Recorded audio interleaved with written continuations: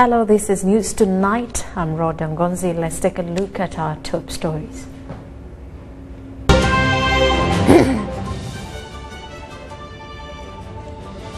President Museveni begins 4-day visit to China. Lohana Academy perimeter wall kills 6. And police disperse Kasese protesters, 2 injured.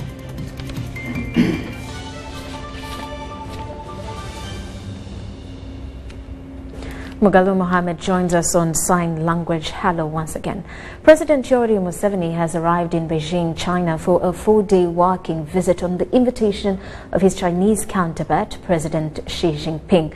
On arrival at Beijing International Airport, the president was received by the Chinese Assistant Foreign Minister, Mr. Lui Xianfa. Others present were Uganda's Foreign Affairs Minister, Sam Kutesa, and China's ambassador to Uganda, Zhang Zukang. A group of 9 African diplomats led by Uganda's ambassador to China, Dr. Crispus Chiyonga, were also on hand to receive the president. The other 8 chair the key African Union blocs in China, like ECOWAS, SADC, and EAC. On Tuesday, that's tomorrow, President Museveni is expected to make a keynote address during the official opening of the coordinators meeting of the implementation of the follow-up actions of Beijing summit of the Forum on China-Africa Cooperation. In September last year, President Xi Jinping hosted nearly all African leaders to the Forum on China-Africa Cooperation that arrived at 8 major resolutions. Tuesday's follow-up meeting, that is mainly a ministerial gathering, examines progress on implementation of the resolutions that were agreed upon at the Heads of State Summit in Beijing last year. Now, among the 8 resolutions were that China would launch programs of cooperation with Africa on the industrial and agriculture front, develop a joint infrastructure development plan with the African Union, increase imports from Africa, especially non-resource products, and implement 50 green projects in Africa to respond to climate change. Other resolutions were on social and cultural support, healthcare support, people-to-people exchanges, security cooperation, and President Jinping then announced a $60 billion financing kitty to ensure the resolutions were implemented. In Beijing, President Museveni is also expected to hold bilateral talks with his host and will witness the signing of agreements between their countries for cooperation in the fields of finance and agriculture. He is also expected to be the chief guest at the opening of the first ever China-Africa Economic and Trade Expo, which will be held in Hunan province. The Vice President, Edward Chiwanuka Sekandi, has commissioned the construction of the first ever government-aided secondary school in Bukakata Sub-County, Masaka District. The school construction is funded by the World Bank at an estimated 2.1 billion shillings. It will have an administration block, a library, 3 classroom blocks containing 6 classrooms each, a science laboratory, and 6 houses for teachers.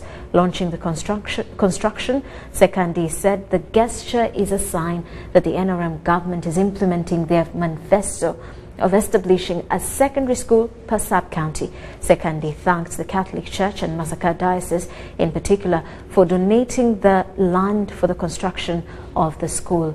Masaka District Chairman Jude Mbabali said they will come up with a policy to allow adult education in order to accommodate those that never went to school.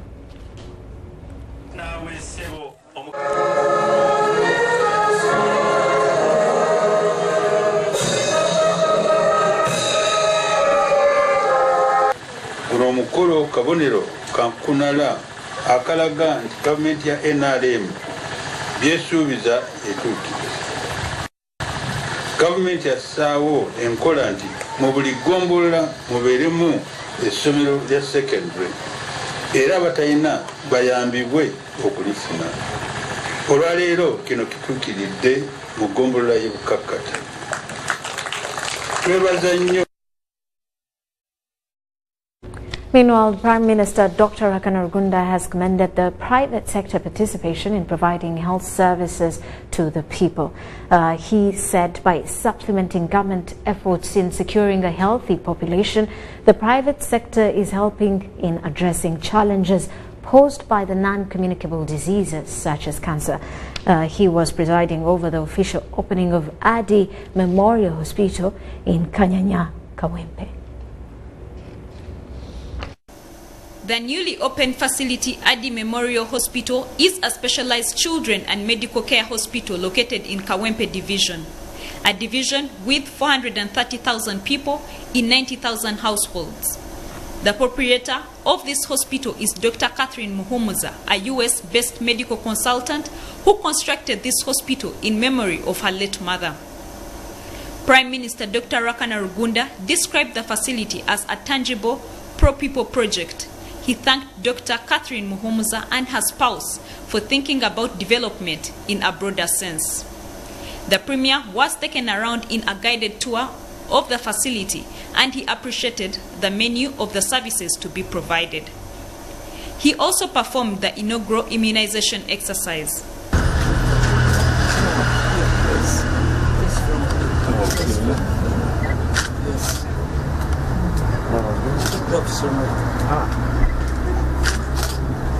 All right. Cheryl decided to close the mouth. He commended the availability of the 2 operating theaters, which he said will enable doctors to carry on multiple operations. Sometimes we travel long distances going to look for consultants, for specialists, but you people in Kawempe, you'll be just moving from a house, making a few steps, and the consultants will be at your doorstep. He says if prices are manageable. Now, on the question of prices, I don't think the people should be worried at all, because the purpose of the hospital is really to serve the population. But in order to serve the population, there must be services, and the hospital must be able to afford the services. Therefore, the way to support the services is to ask the patient to make a contribution to that process. And you in the leadership and the Muhumuzas and other professionals working at the hospital will keep in close consultation to ensure that what is happening in the hospital is both pro-people and affordable by the people, and that is enough to run the hospital. The Prime Minister encouraged Ugandans in the diaspora to emulate Dr. Muhumuza by investing back home. The proprietor, Dr. Catherine Muhumuza, gave a touching story about her late mother and why she built this hospital in her memory. The time she spent in the hospital, she got to really appreciate health professionals. She was treated kindly, she was treated carefully, she was really treated with dignity. She pledged to serve the population with love and dignity to make a difference. The hospital, which is running on renewable energy, will be expanded to a 20-floor storied building in order to accommodate a teaching hospital as well. The opening ceremony was attended by a cross-section of medical practitioners and the area local political leadership. This report was compiled by Michael Mugera for UBC News. Sadly, 6 street children were killed and 2 others injured when the Lohana Academy perimeter wall collapsed on them. Kampala Capital City Authority administration confirms that the children were killed while taking a nap close to the wall on Sunday night. Lohana is a primary and secondary academy located in Old Kampala.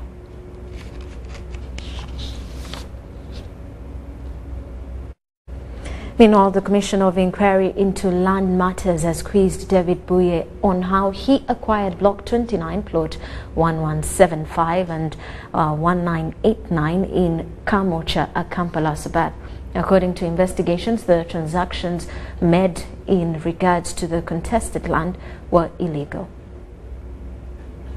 The Commission of Inquiry into Land Matters has faulted David Buye for not doing due diligence before acquiring a plot of land that previously belonged to the late Gabriel Bagunywa, who died in 1961. Before the deal, you try to verify with the LC whether the people you are dealing with are genuine owners of the property. No, I didn't.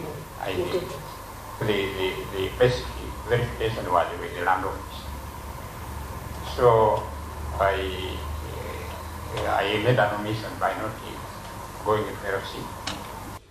Investigations indicate that the administrator to the late Bagunywa estate did not sell the land, but it's a grandson who impersonated himself as the administrator. Yeah, recently I heard that there was a dispute over the personality of Maurice Mayanja, that it was fraudulently done, that there's a disagreement between him and his aunt. Buye claims that it is likely to be a collusion between the family of the late Gabriel Bagunywa, an idea the Commission could not buy into. By their behavior of removing the graves from this land and even relocating from there. The house is there. This is where they were staying. They relocated, and nobody has ever come to say that they were not involved. Go on the issues themselves. Give us evidence that these people who sold agreed as a family. Although I don't have written evidence, but they moved away willingly and they were adults. So Buye, however, said he is ready to sit with the Bagunywa family to discuss what might have gone wrong during the transactions. The case was brought to the Commission's attention by Margaret Namfuka, a daughter to the late Gabriel Bagunywa, who wanted to rescue their ancestral land. Sodat Kaye, UBC News. Now let's back up a bit. 6 street children were killed and 2 others injured when Lohana Academy perimeter wall collapsed on them. Kampala Capital City Authority administration confirms that the children were killed while taking a nap close to the wall Sunday night. Lohana is a primary and secondary academy located in Old Kampala. We have that story now. 6 street children were covered and killed by a collapsing perimeter wall of Lohana Academy in Kampala Sunday night. Kampala Central Physical Planner Agaba Albert Amoti says the authority had cautioned Lohana High School of a possible accident by the weak-looking wall, but they took long to demolish it, resulting into the unfortunate death. As cases here, like for example, firstly, when this wall was fell down, as cases here, we have gotten our machine. We are trying to raise the whole of this other part of the building, of the boundary wall, to avoid future problems. But as cases here, of recent we passed an ordinance. We are trying to call upon the media to ensure that at least they work with us to ensure that these people who are on street, especially the kids, the public stops giving them money, because the more you give them money, the more they are attracted to the street. Though the school administration shoved off UBC crew, all was seemingly not well at the school that has both primary and secondary sections. Some of the deceased children include Opio, Odong, Mike, Okello and Ivan. Komagum Rogers, reporting for UBC News. Such an unfortunate incident. Educated persons from Kasese have vowed to end the long-standing conflicts ravaging the Rwenzori sub-region. The elites under their umbrella, the Kasese think tank, say their failure to participate in conflict resolution processes has undermined the development in the area. They made the commitments at the launch of the Kasese think tank movement over the weekend at Kapeka Industrial Park. The Western District of Kasese is one of the most gifted districts with tourism sites and minerals, including the spectacular Rwenzori Mountains.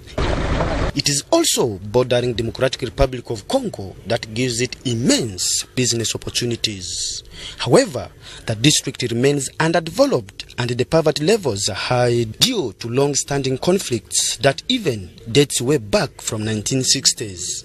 So these are all challenges. The turbulent history of Kasese has a toll on our people. These wars, analysts always leave behind many orphans and many homeless people. These wars have affected people's perception of government establishment and their level of concentration on development. The wars, people are just in that state of war, they are thinking it cannot be positive. Okay? Even towards government, it can't be positive, and these are the challenges we are facing. To avert this, the elites from Kasese, mainly living in Kampala, have come together under an umbrella codenamed the Kasese Think Tank to contribute ideas towards resolving conflicts in the area. The elites, many things have been happening in Kasese, but many times the elites have been actually playing an observer role, bystanders, and we just observe things happening, but we don't participate in ensuring that we solve the problems. Kasese Think Tank was launched over the weekend at Kapeka Industrial Park in Nakaseke District by Senior Presidential Advisor on Security Affairs General Salim Saleh. He welcomed the ideas and pledged to support them. We shall give you all the support. We shall work together, and God bless you, and God bless Kasese and the Rwenzori region. But some of the personalities who presented papers on the day challenged the members of the Kasese Think Tank to avoid boardroom problem solving.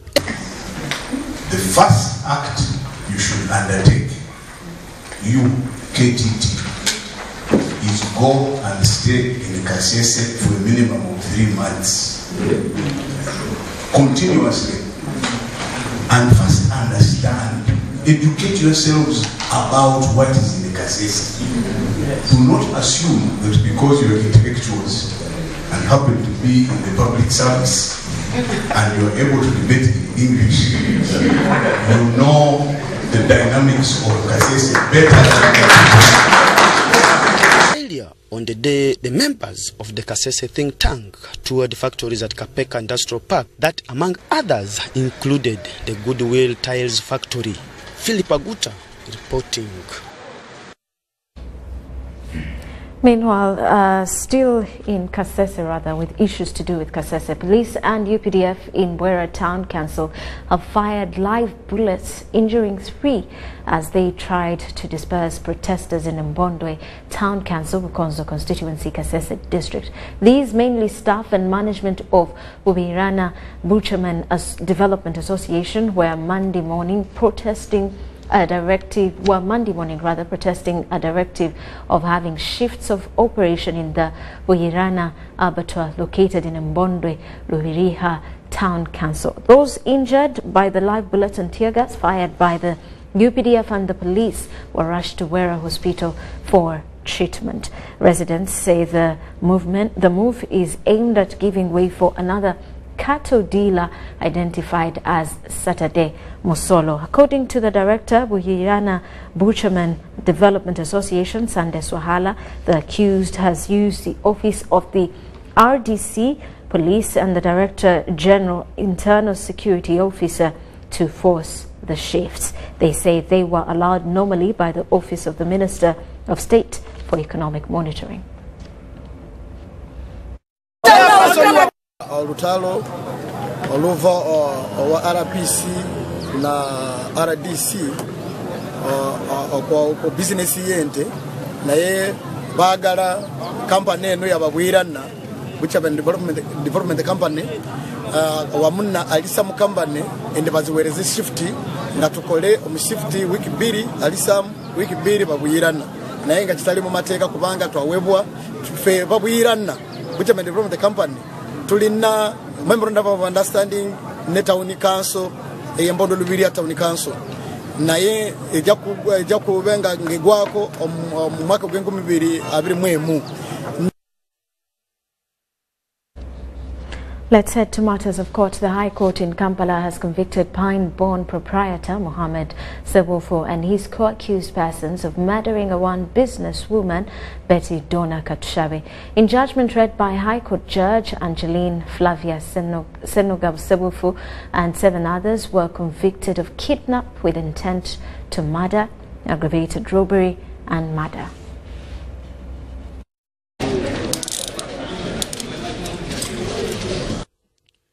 Pine Bond owner Mohamed Sebofu and his co-accused have been convicted by High Court for murdering a businesswoman, Betty Donna Katushabe, in 2015. The conviction follows evidence provided to court by the state from the 26 witnesses and the post-mortem report by Justice Flavia Senoga. Sebofu and 7 others are said to have kidnapped, beaten and murdered Katushabe after she allegedly delayed to clear their debt. In a judgment read to the accused by High Court Judge Angeline Flavia Senoga, the evidence presented to court pins them for committing the crime, hence their conviction.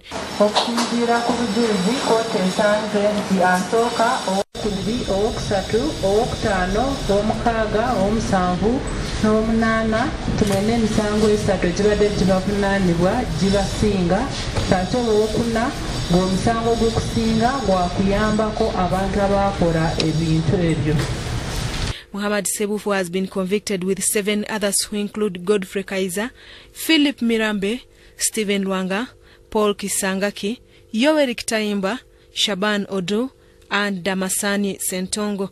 Katushabe lawyers commended court for exercising transparency. The lawyers of the deceased, at least justice has been done. And a person cannot be replaced, but at least justice has been done.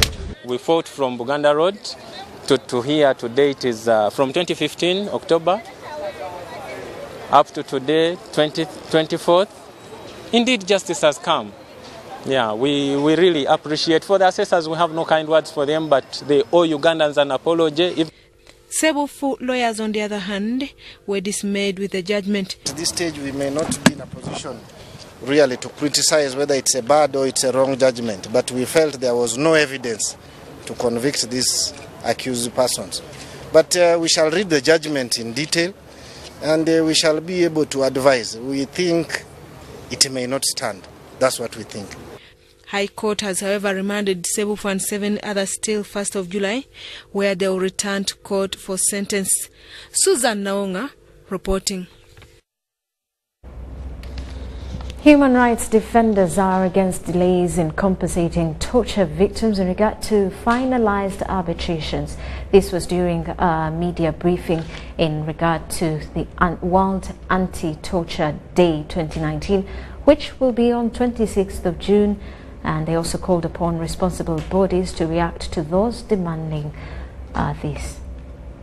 The program's manager, Human Rights Center Uganda, Farida Chomuhendo, wants a law to put in place for protecting human rights defenders. Chomuhendo was briefing the media on World Anti-Torture Day 2019. Human rights defenders continue to battle with various challenges due to torture.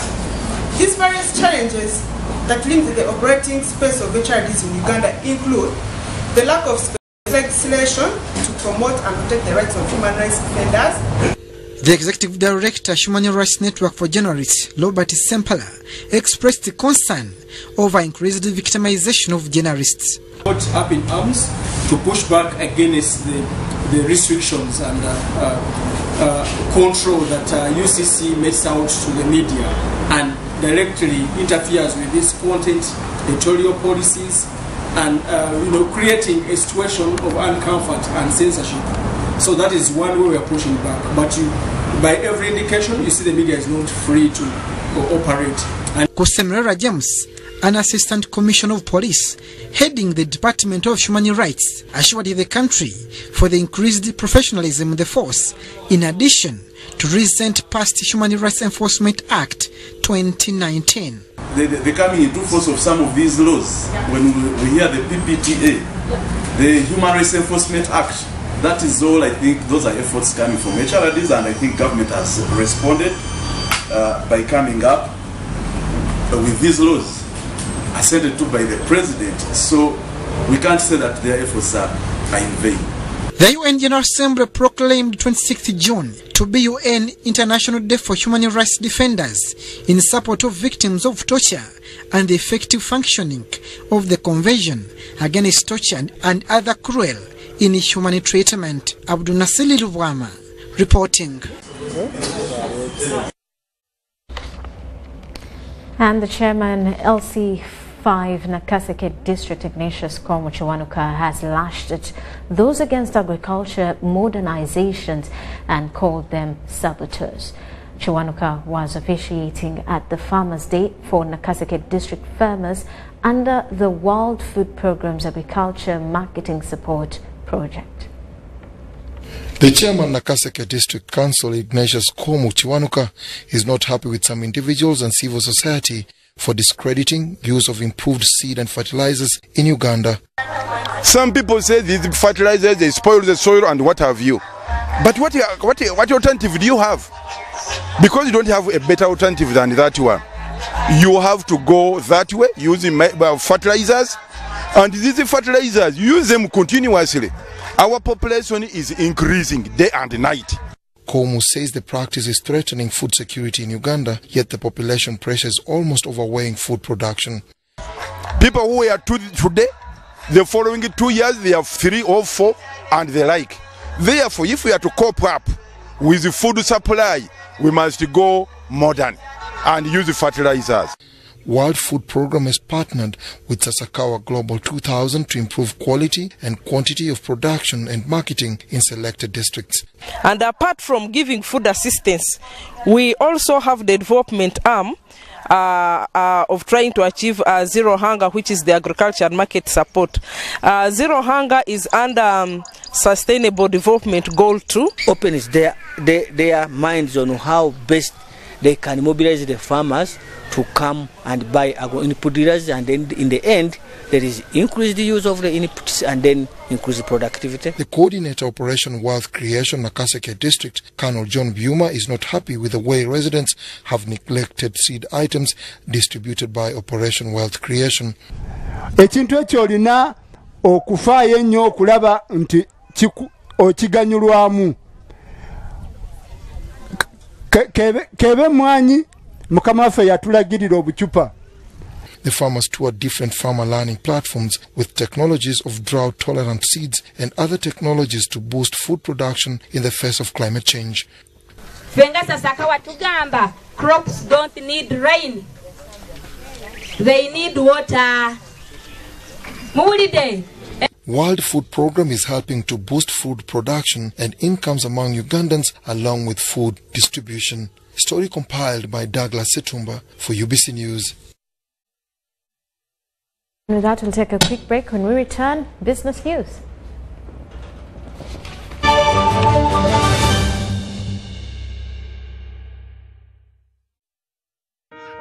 Every dream has a challenging journey. Ours began in 1998 with a mission to drive the development of a robust communications sector in Uganda.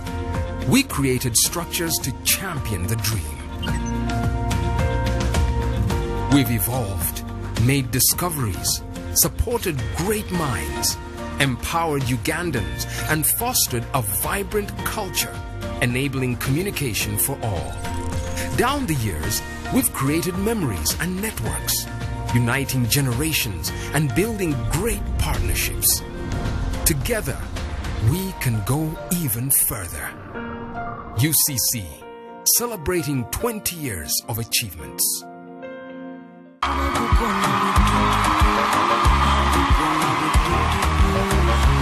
name is Delivered Julio. Together with the B2C soldiers in Gabiri, July. We are celebrating 11 years. Calvin on TV. Calvin the Entertainer. Again, Akubera Freedom City.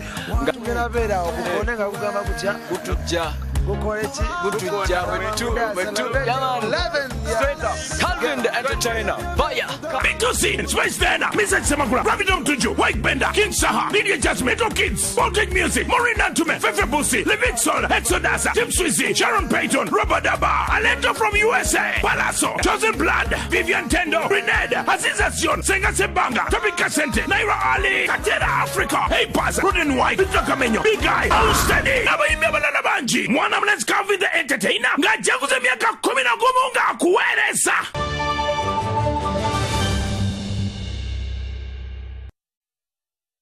Watching news tonight. Now in business, as the world adapts to more efficient means of technology to run various tasks, both domestically and at work, smartphones are increasingly enabling more convergent tasks that once were a monopoly of two different machines. DSTV, a sub-Saharan digital television service, has partnered with MTN, a telecom company, to provide affordable live television on their subscribers' smartphones. In the quest to keep up with rapid technological development, DSTV has partnered with MTN Uganda to provide affordable smartphone data plans for their television subscribers through an application, DSTV Now. Affordability and availability is something which we're pushing. The customer experience, the customer will be able to go directly through the *165 *82 hash to be able to download. And I like that Susan mentioned that you can binge for 2 hours. So if you look at the normal programming, everything you are able to see using your mobile device. Before the smartphone revolution in the early 90s, computers and machines like televisions, calculators, scanners and cameras all coexisted independently to perform unique tasks. Despite the expensive nature, smartphones are now displacing most of the old technology by incorporating all the applications in one device. Now we're moving to Android wireless, where you can watch on your screen, your laptop, or another device. In the future, we might have a smart card which is just a smart card number, which doesn't really isn't pegged to the decoder. But for now, we're going through the decoder, and that's when you can get the DSTV Now app. However, according to a 2018 report by EcoBank, Uganda has the most expensive internet in East Africa and the 18th most expensive in sub-Saharan Africa. This challenges the new innovation, whose consumers in Uganda alone are less than 15 million. If you have your DSTV Now app, but you don't buy one of these bundles, it means you will consume DSTV Now using your normal data, if you have normal data. I can tell you that will run out fast. It is a small market. Indeed, it is a small market. But what we know is that the future is quickly moving to digital. What we know is that the world is quickly changing. DSTV Now will allow customers access TV channel subscription on up to 4 devices that run on internet data. For UBC Business, Wadulo Makalod. And political leaders in Kawempe division have threatened not to support Kampala Capital City Authority border bill aimed at regulating the border industry. The bill is aimed at ensuring that every motorcyclist has a genuine driving permit, covered shoes, helmet, parking at a gazette stage, among others. Political leaders and border cyclists in Kawempe division have threatened to boycott the Kampala Capital City Authority bill aimed at regulating the border industry. This bill aims at ensuring that every border cyclist working in the city has a genuine permit, a helmet, covered shoes, is fully registered and also works at a gazetted stage, among others. This was during the meeting organized by the Member of Parliament Kawempe South, Latif Sebagala, held at his Chebando office near Kampala. He cautioned KCCA against passing the bill into law before making adequate consultations with the stakeholders. To have a consultative meeting with them as far as the bill will be offering this concern regarding regulating the border business in Kampala. So the reason why they are here is to express their dissatisfaction, because there is no way how you can make a deal without consulting the stakeholders, and the key stakeholders are the border sectors. And we know that in the world, in a country where there is a lot of unemployment, and border is one of the sections that is really employing many youth. So you cannot come out and make laws without their input. So Savagara says the border industry is very useful, especially in reducing the unemployment crisis within Kampala city. He said this issue is not political, but is aimed at helping those in the border sector to live a happier life. The mayor of Kampala Division, Serenjoji Owedembe, blamed leaders at KCCA for not working with mayors at the divisions and undermining efforts aimed at developing the city. Nina kanseri n'abantu 47 Honorable Member of Parliament ayogedde ku boda ng'abakola omulimu naye ate nange nkaaba lwa kusosolebwa nakuteekebwa bbali mu bintu ebikolebwa ku authority. Kanso yange ey'Ekawempe ne kanso zonna ez'e Kampala zo buli kikolebwa tezifiibwako eri bakola. Tumanyi obuyinza obukola ordinances bwabwe. On the issue of taxes, Serenjoji revealed that Kawempe is against tax rates that are not compliant to people's aspirations. Salango Kasibante compiled this story for UBC News.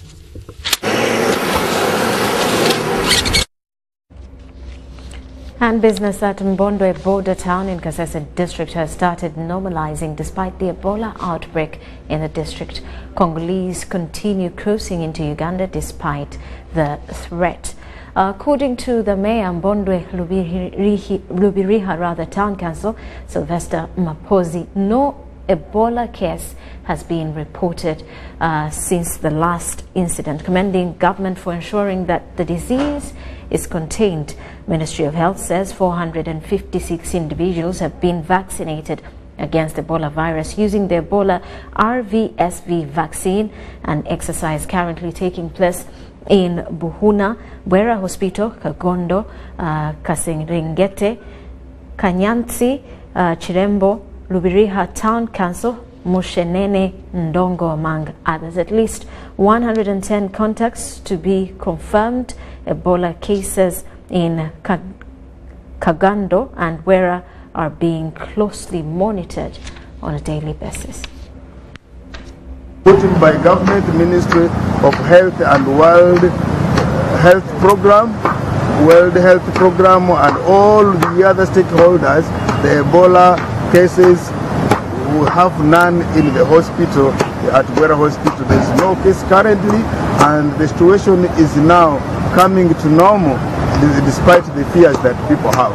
Business is on, going very well, and all other activities in the town council and the district as a whole. But we are trying still to give caution to people that they should still take care of themselves by washing hands and following the instructions that they are being given.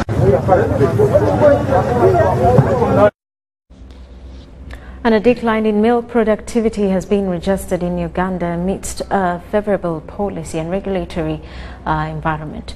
Experts in the dairy sector blame the decline on inadequate extension services, unpredictable farm gate prices of milk, and increased multi-acaricide tick resistance on dairy farms, among others.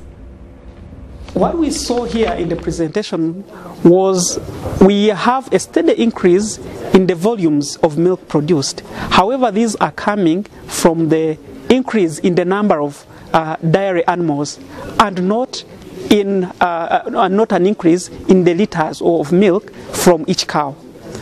Instead, what we have is a decline in the number of liters or the liters of milk from each cow over time. So what can be done? You cannot, our land is inelastic, you cannot keep expanding land and increasing the number of animals. What we should be thinking of doing now is intensifying. So intensifying means you have to increase the productivity per cow, the number of liters you're getting from a cow. Now what we have also today is the reversal. In early 1990s up to early 2000s, rather from 1990s to early 2000s, there was an increase in adoption of exotic or high-yielding breeds. However, what we see now is a reversal, that farmers are retreating. They are selling their high-yielding breeds to low-yielding but more resistant. You realize that when you talk of PIMA, which is Public Investment Management of Agro-Industrialization, dairy is one of the 9 enterprises which is earmarked by the country. And we, as Operation Wealth Creation, have supported all over the country dairy inputs, that is the heifers, and supporting the farmers in cooperatives, formation of cooperatives. So information of cooperatives as a pillar, it's a cross-cutting issue in PIMA. And we as OWC, especially me, who is for microfinance under Operation Wealth Creation, and I sit in the Ministry of Finance to assist the countrymen, the citizens, in formation of circles, supporting the circles, and value addition financing is one of the key issues.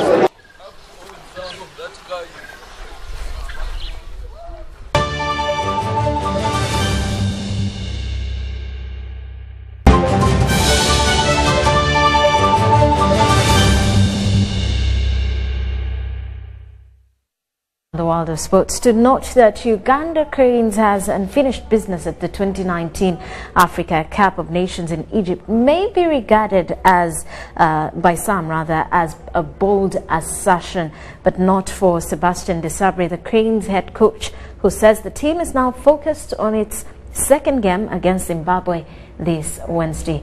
Our reporter Emon Ngabo sat down with the Cranes tactician Sebastian Desabre. Zimbabwe was one of the weak teams in this particular group.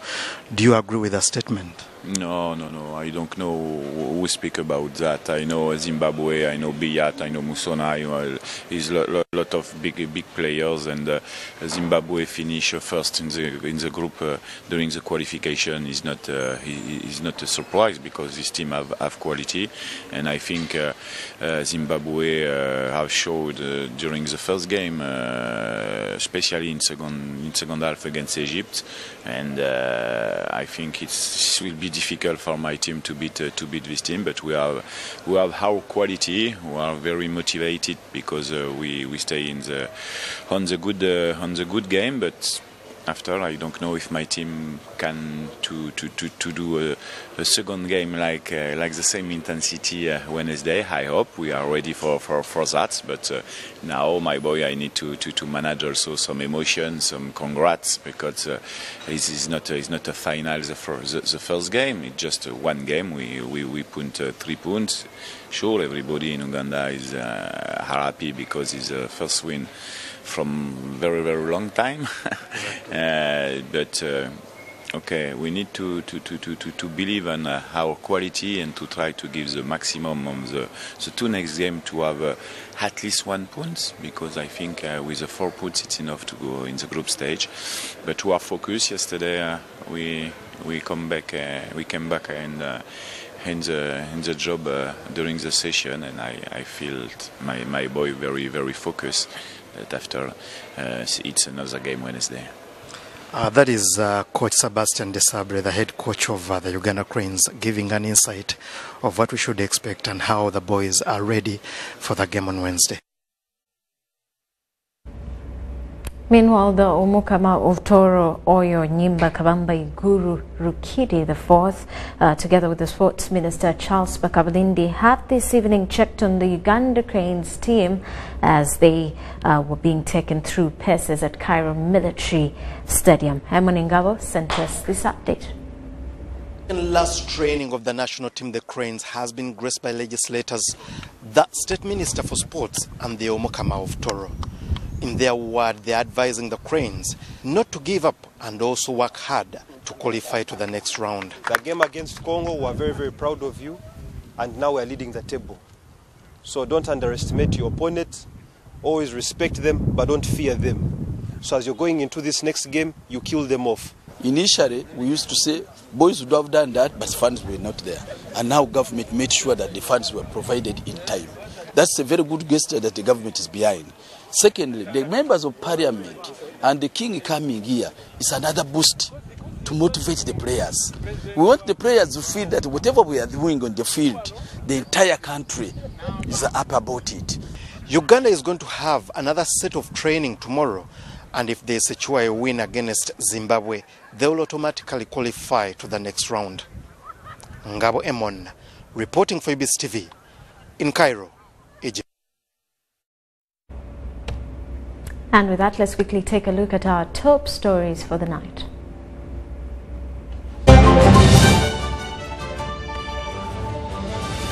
President Museveni begins 4-day visit to China.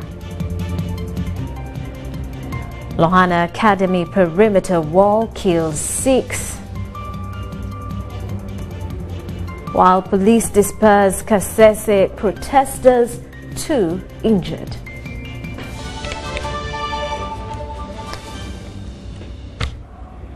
And that does sum it up. I'm Rhoda Ngonzi on Sign Language. Mugalu Mohammed, have a lovely night.